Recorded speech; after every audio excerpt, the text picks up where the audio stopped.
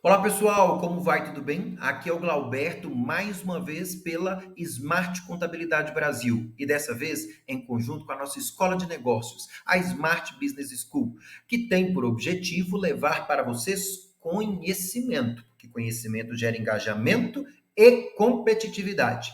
E hoje nós vamos falar de um tema que está sendo discutido desde 2017. Muitas dessas situações já estão até pacificadas, porém ainda resta muita dúvida, porque ele gera risco e o risco ele é uma linha tênue entre o certo e o errado. E aí nós temos que tomar alguns cuidados e é para isso que nós iremos falar aqui hoje, de pejotização. O que é o termo pejotização, Glauberto? Se dá pelo fato da empresa contratante exigir que o contratado, que em tese seria um funcionário, constitua uma pessoa jurídica. E aí, qual é, por que é feito por que é feito dessa forma? Porque a partir do momento que você, funcionário, tem empregado, tem uma pessoa jurídica, ele assina com você um contrato de prestação de serviço e não mais um contrato de trabalho, né? Ou seja, você passa a não estar mais assistido ali pela legislação trabalhista, e sim pelo Código Civil e pelo que rege ali a negociação existente entre a proposta ofertada e o contrato redigido e, lógico, validado ali por um advogado. Ok? Lembrando que essas validações elas podem ser feitas por advogados de ambos os lados, uma vez que nós estamos falando de uma relação de prestação de serviço onde ambos entendem ou deveriam entender as consequências e os motivos, ok? Essa constituição, ela ocorre lá na junta comercial, e aí você pode ser um empresário individual ou uma sociedade limitada, ainda que unipessoal. Quando nós pensamos nos motivos e nas consequências, os motivos são claros. A pejotização é o caminho encontrado pelas empresas para reduzir custos com direitos trabalhistas, com direitos sociais, tais como INSS, FGTS, ou trabalhistas, tais como 13º salário, férias, aviso prévio, horas extras e outros benefícios convencionais de verbas trabalhistas. Vejam que neste ponto eu falei horas extras.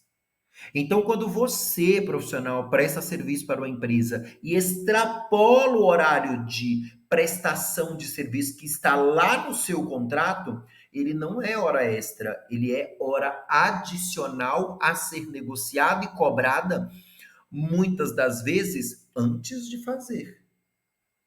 Veja a importância disso.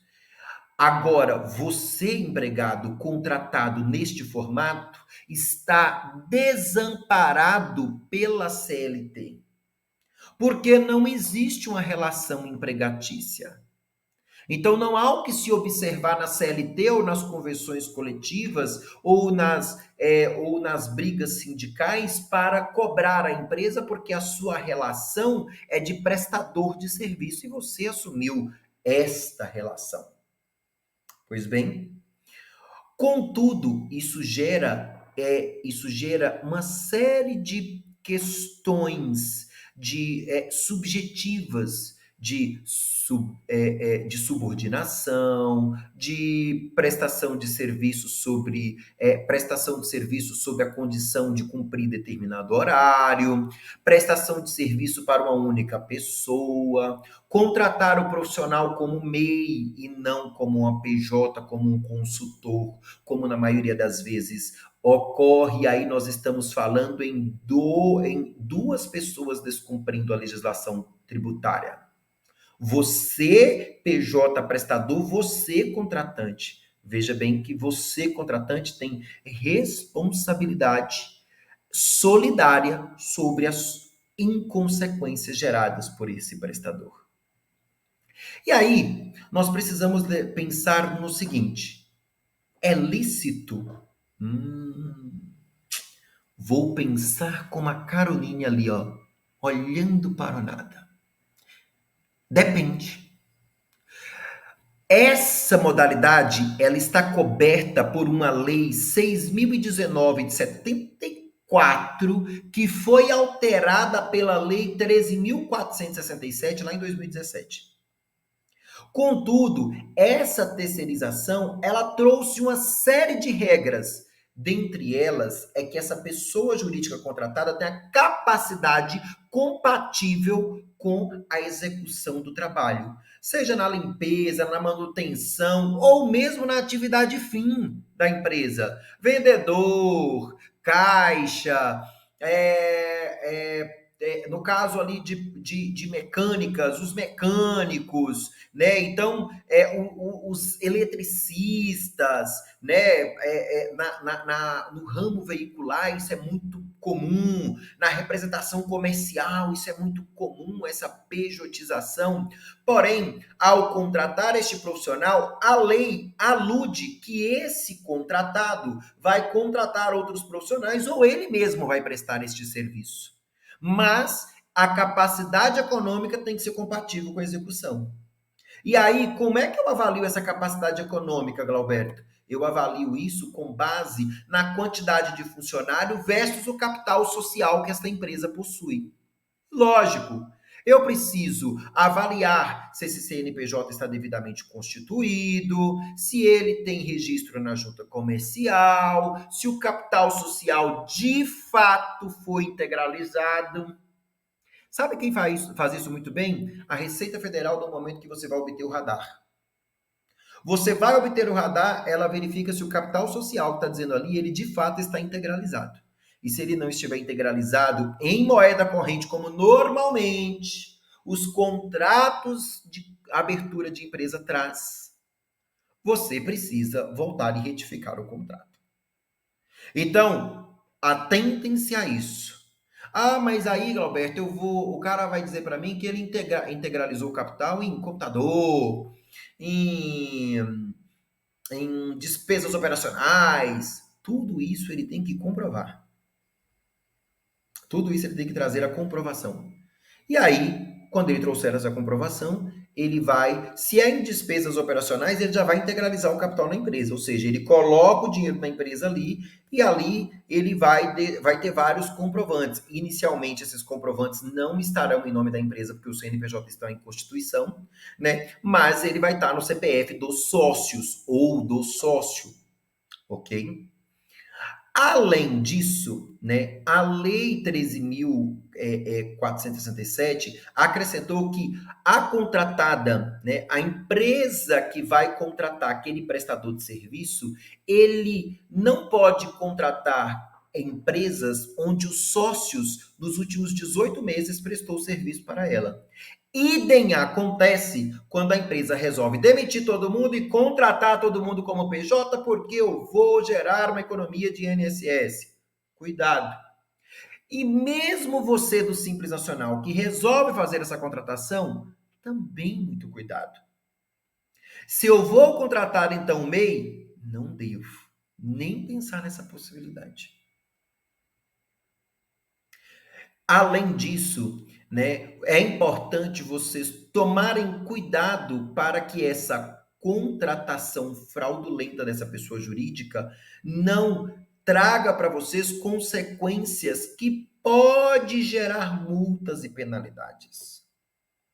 E quando nós pensamos nessas multas e penalidades, eu vou ler alguma delas para você que a legislação nos traz. Lá no seu artigo 5º, salvo engano, a linha D, que é a seguinte: a falta de registro do vínculo do funcionário. Então, contratei como PJ e aquela contratação ela foi considerada nula. Aquele contrato de prestação de serviço foi considerado nulo, fraudulento.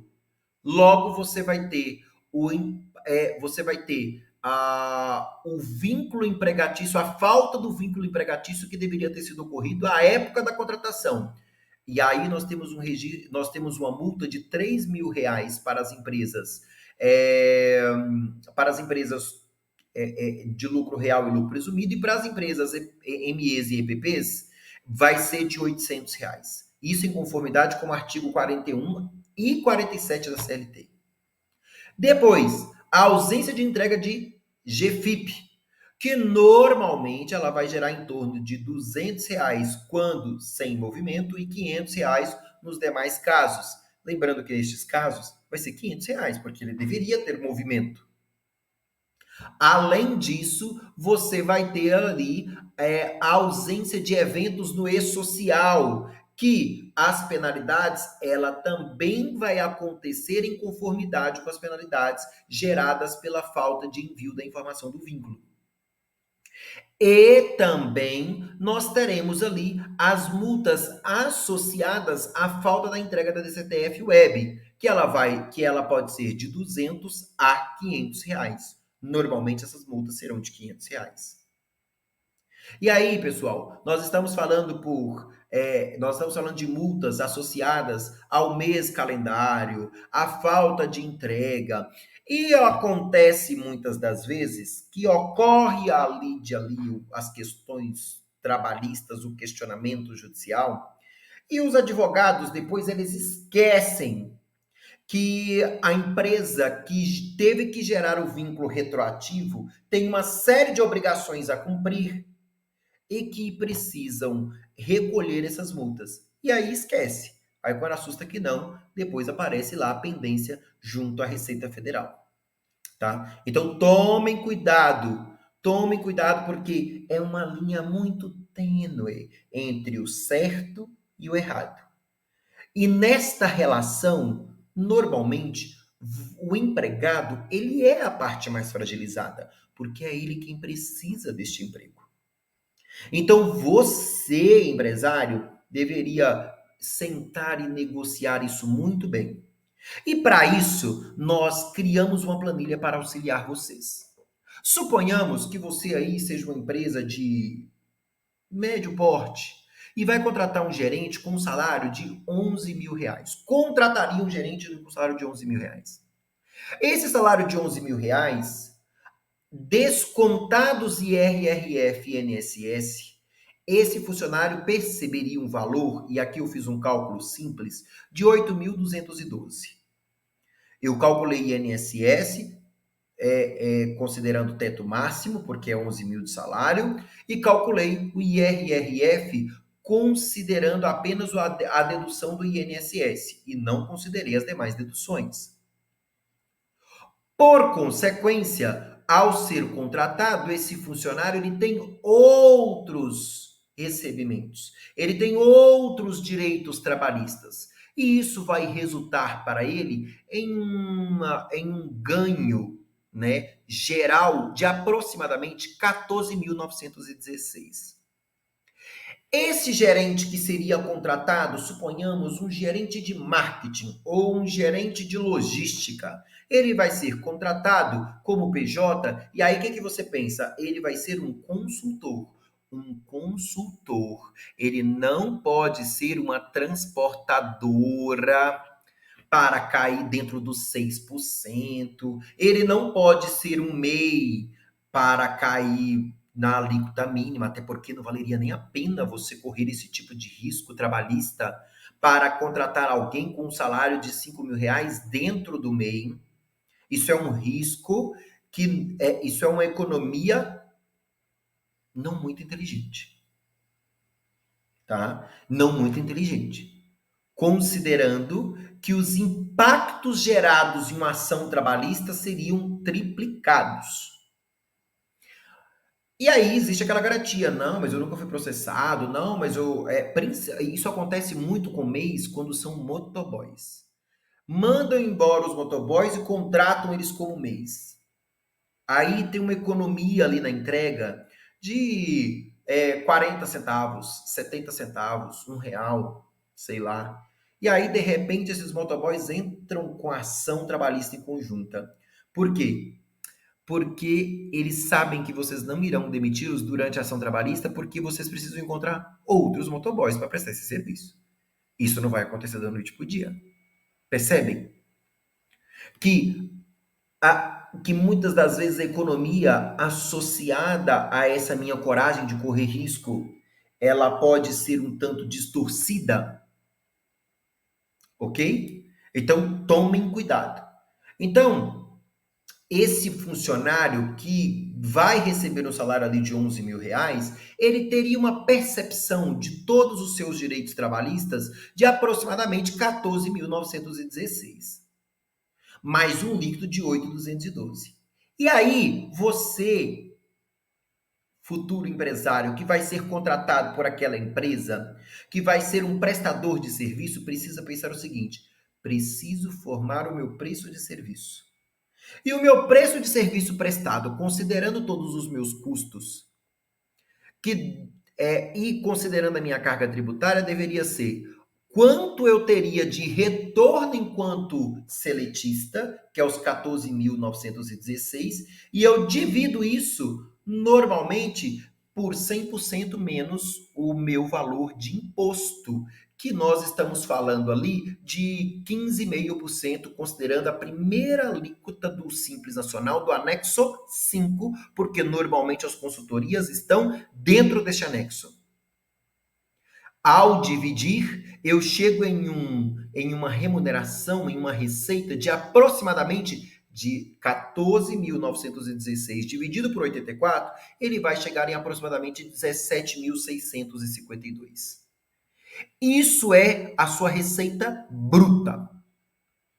Aí nós vemos com todos os custos, impostos municipais, normalmente o alvará de funcionamento são as taxas municipais que nós temos ali, plano de saúde, transporte para o serviço, vale-refeição, custo inicial para a abertura da empresa, normalmente no primeiro mês você tem o custo com a contabilidade para a constituição dessa empresa, mais o alvará de funcionamento, né? INSS, IRRF retido, o órgão de classe.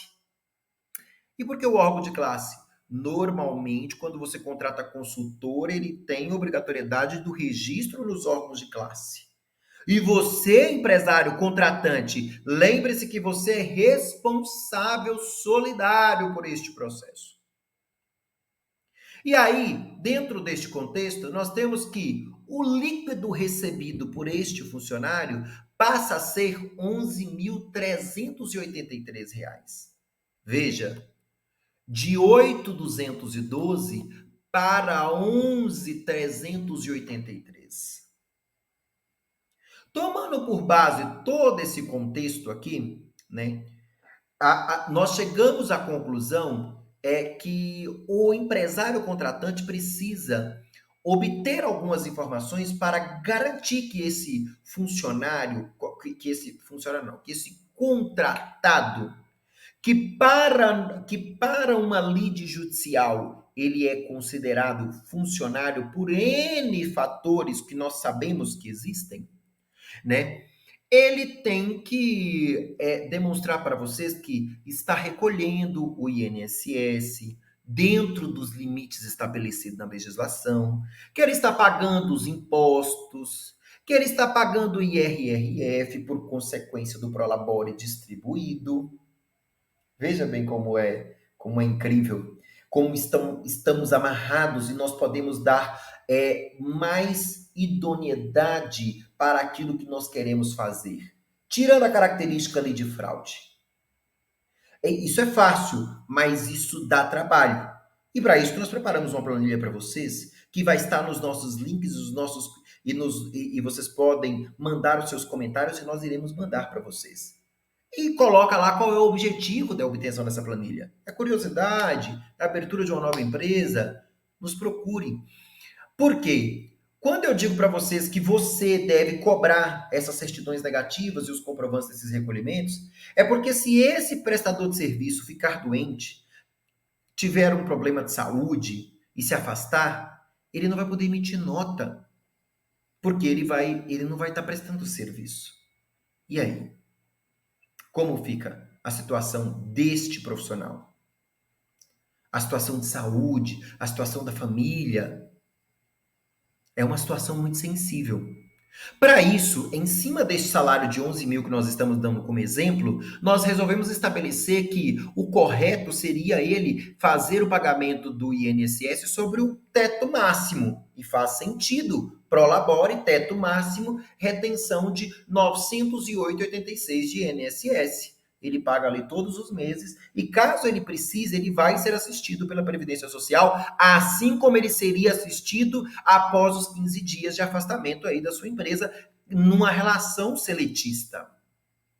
Por consequência do Prolabore, ele vai ter o IRRF, que vai gerar ali, em cima de um salário de 7.786, de um salário ali vai dar uma retenção de 995,22. E ele precisa enviar para vocês o comprovante disso. E aí, caso você queira ofertar outros benefícios para esses prestadores, você pode até ofertar, desde que você limite isso, desde que você avalie isso perante o jurídico para não caracterizar relação de trabalho. Ah, Glauberto, eu vou colocar para os meus prestadores aqui de serviço o Gympass, que eu já ofereço para todos os meus funcionários. Eu vou ofertar para esses prestadores aqui um vale-refeição, um vale-alimentação, que é o mesmo que eu ofereço para todos os meus outros funcionários. Eu vou ofertar aqui para ele uma assistência médica que eu já ofereço para todos os meus outros funcionários. Cabe aí uma análise para verificar se você não está aumentando e expandindo o risco de ter essa relação impactada, ao invés de prestação de serviço, uma relação seletista de trabalho.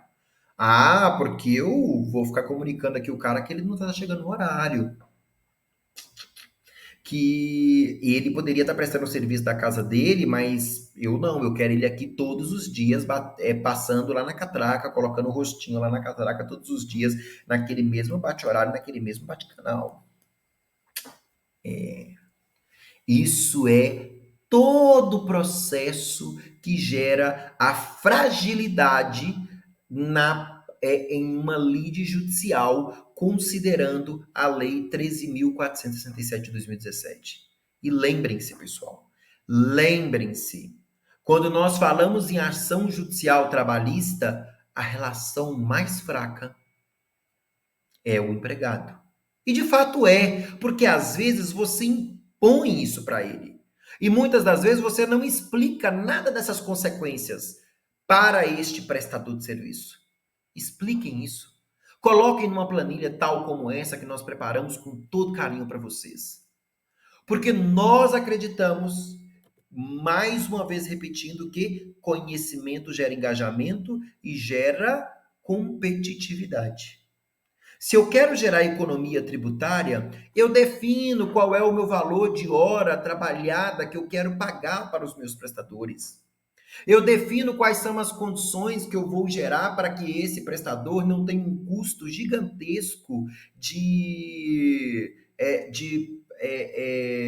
mão de obra, um custo gigantesco de transporte, ou eu vou gerar condições de descontos para que ele possa abastecer o veículo para vir prestar o serviço aqui na minha unidade, eu vou gerar condições para que ele possa obter descontos junto às administradoras, né? Então, a Kátia aqui, ela vem mostrando para vocês esse joinha, por quê? Porque ela, em conjunto com o Marivaldo, nosso sócio da parte do departamento pessoal, está preparado para poder assistir você em um processo de pejotização. Você que vai ser PJ e você, empresário contratante, para ofertar ao seu prestador, ao seu contratado, o melhor pacote de atratividade para atrair aquele talento dentro desta modalidade, dentro da legislação, cumprindo com algumas regras que podem assistir você em uma lide judicial. Lembrando que aqui não estou falando em isentá-lo de qualquer risco, porque o risco ele existe, porque a Lei 13.467, ela vem bem depois de uma série de direitos que eles são pétreos da CLT. E aí, nós precisamos avaliar as consequências disso. E aqui, além do nosso departamento pessoal, nós também temos o nosso departamento jurídico, que assiste aos nossos clientes, que é o escritório Tomás e Trajano, voltado única e exclusivamente para você, empresário. Então, venha ser smart você também.